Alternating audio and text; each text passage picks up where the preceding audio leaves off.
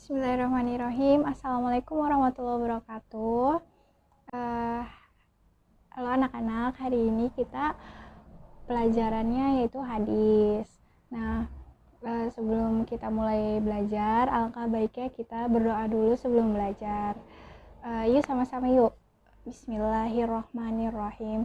Raditu billahi robba wa bil islami dina wa bi Muhammadin nabiyya wa rasula. Rabbi zidni ilman warzuqni fahman, amin. Nah, sekarang kita belajar yaitu hadis tentang persahabatan atau pertemanan. Nah, sebelum Ibu jelasin kandungan hadisnya, Ibu akan bacakan dulu lafal hadisnya, yaitu seperti ini.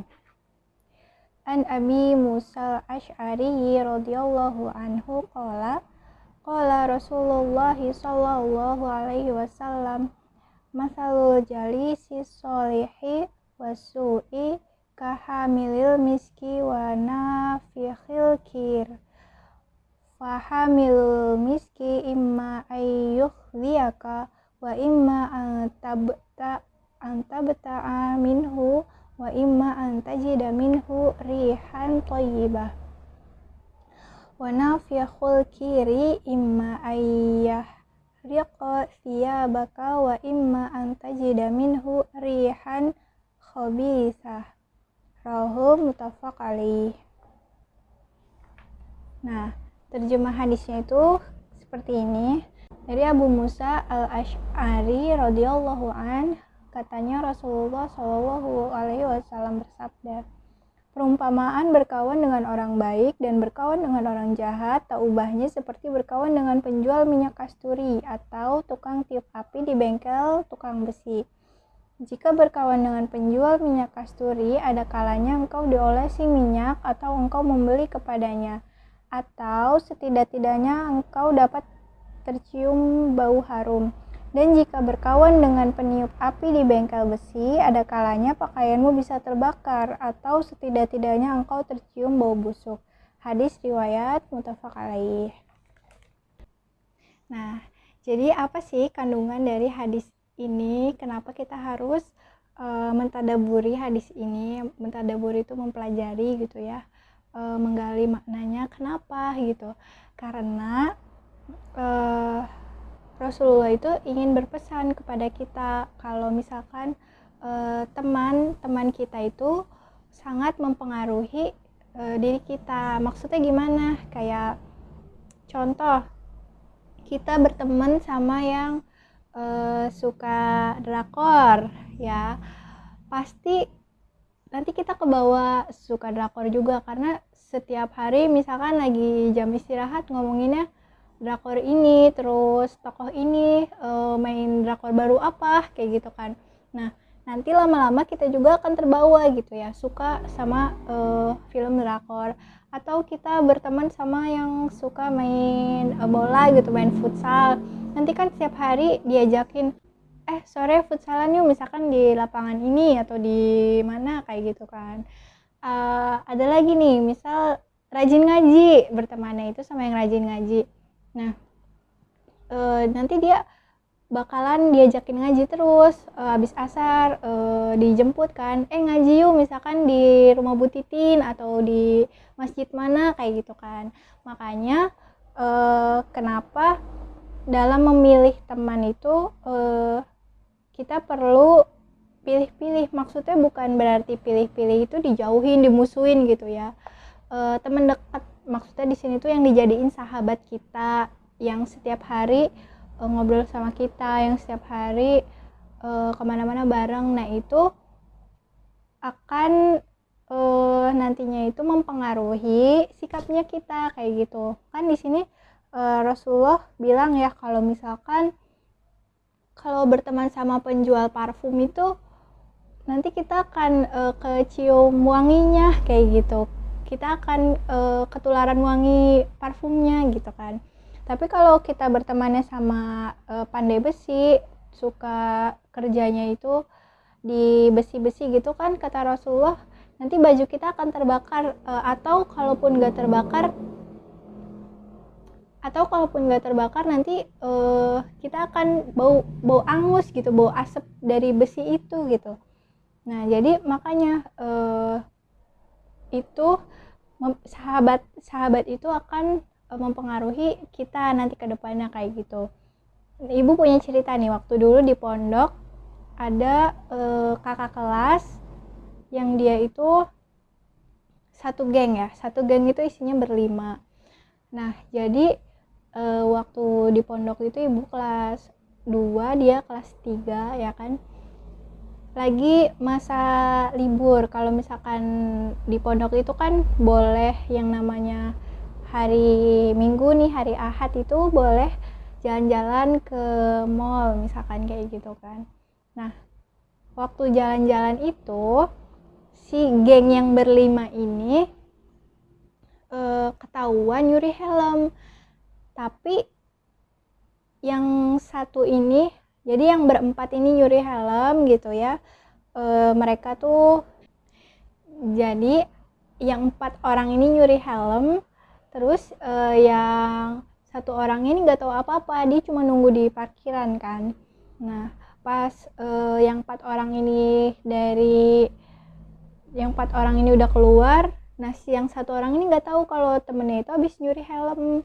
Nah tapi nggak lama kemudian guru-guru di pondok itu tahu kalau misalkan nyuri helm di mall kayak gitu ya, dilaporin. Akhirnya disidang sampai pak kiainya itu turun sampai dikeluarin, karena mencuri itu kan ini ya dosa besar gitu ya, apalagi nanti dia itu akan jadi sifat atau karakter kedepannya gitu. Makanya dikeluarin dari pondok yang 4 orang ini, karena mereka yang nyuri, yang satu orang ini nggak nyuri kan. Tapi orang tua yang 4 orang ini tuh protes, kenapa yang dikeluarin cuma 4, padahal yang satunya juga ikut gitu, ikut ke mall walaupun dia nggak tahu kalau teman-temannya nyuri gitu kan.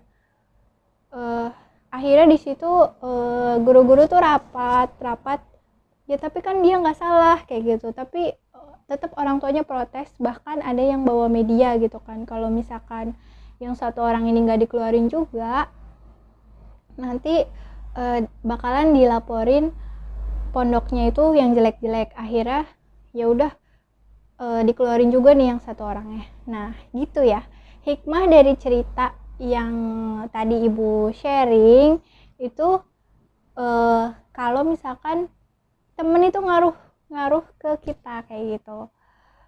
Jadi kalau misalkan teman berbuat jelek, nanti kita juga ikut kena jeleknya kayak gitu.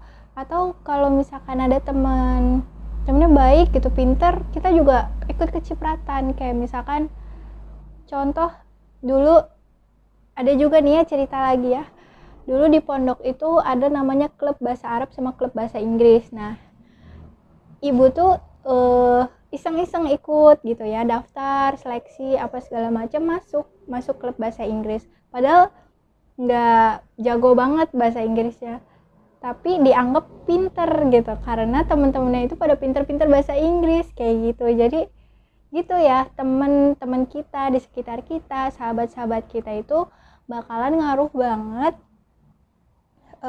ke perilaku kita, ke kebiasaan kita. Syukur-syukur karena ikut klub bahasa Inggris jadi beneran pinter bahasa Inggris kan kayak gitu.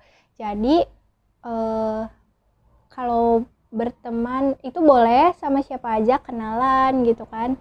Tapi kalau untuk pilih sahabat deket, sahabat karib itu yang pilih yang rajin belajar, yang rajin ngaji kayak gitu ya. Jadi jangan pilih sama yang main terus gak tahu waktu kayak gitu, tapi pilihnya sama yang dia tahu kapan main. Nanti misalkan sholat asar pulang, terus habis sholat asar ngaji kayak gitu.